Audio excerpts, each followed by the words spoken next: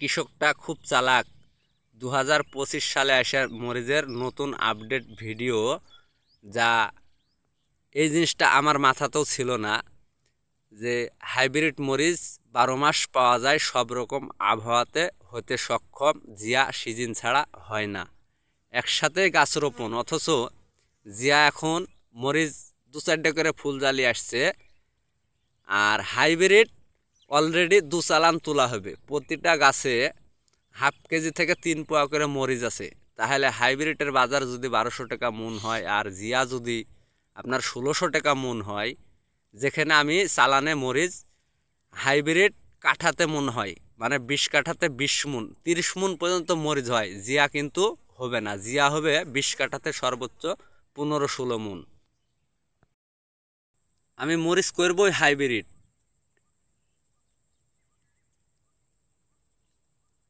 দাম কম হোক কিন্তু ফলনে বেশি, সমন্বয় করলে বরঞ্চ হাইব্রিডেরই মান বেশি। 12 মাস টিকে থাকতে সক্ষম যে আবহাওয়াতে মরিচ হাইব্রিড, তাই আপনারা হাইব্রিড মরিচটা বাংলাদেশে ব্যাপক হারে করেন। দাম মোটামুটি ভালো, ফলন ব্যাপক।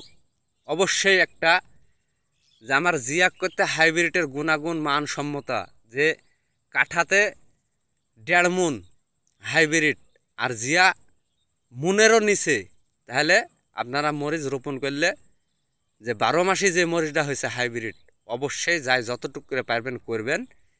ইনশাল্লাহ এই মরিচ কোনোদিন কাউকে ফেলে দেয়নি, আলুর মতন মরিচও ফেলবে না।